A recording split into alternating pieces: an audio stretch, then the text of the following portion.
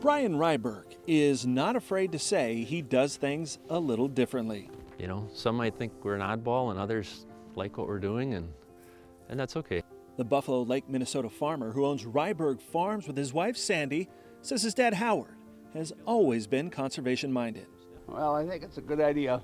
We need to get less tillage.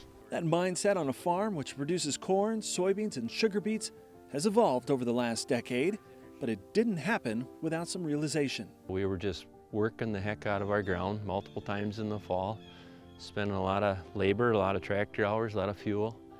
It wasn't until he noticed corn was taller and greener on worked up pasture land at a farm he rented. There was a difference compared to the crop on tilled soil.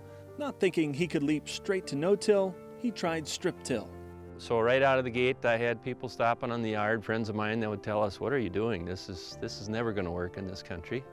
Since then, Ryberg has been told he's one of the first growers in Minnesota to strip-till sugar beets. You won't see a disc ripper, field cultivator, or chisel plow in the shop either. 100% of his farm is either strip-tilled or no-tilled in an area where very little has traditionally been done. We took a infrared thermometer gun and went out there and checked the temperature of our soils in the strips, checked the neighbor's ground, and we were always as warm or warmer than they were. Fuel consumption has dropped from 7 gallons per acre to 4. We cut our hours in half, we cut our manpower in half, we cut our investment in capital in half. And Ryberg believes one reason the majority of the soils in his area are conventionally tilled is because soils here are a heavy clay loam.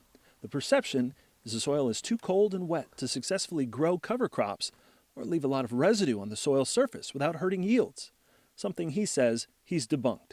It just seems like the less tillage we do, we're finding out the soybeans respond to that really well for yield. Over the last decade, he's implemented cover crops on 70% of the operation, either as interseeding or after harvest to prevent erosion. We're not losing our topsoil, and you can't rebuild topsoil very fast. He's still learning, but primarily spread cereal rye. If we can feed that soil through cover crops and whatnot and continue to feed that biology, maybe that accumulates and just continues to grow for the next generation to take advantage of. He's also looking at ways to get a cover crop on his sugar beets, applied before harvest so it can survive the winter. Or the cereal rye coming through. Living in the land of 10,000 lakes, Ryberg tests the soil every 3 to 4 years and has installed mandatory buffer strips of at least 16.5 feet on all public waterways. With above average rainfall the last 3 years, he sees the importance of adequate drainage, and that continues to be a focus.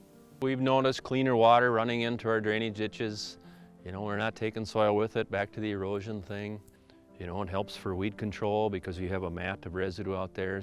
While Ryberg may do things a little differently, he's proud of the progress made to conserve the land and the continuous changes to make it even better. Congratulations to Brian Ryberg, a regional American Soybean Association Conservation Legacy Award winner.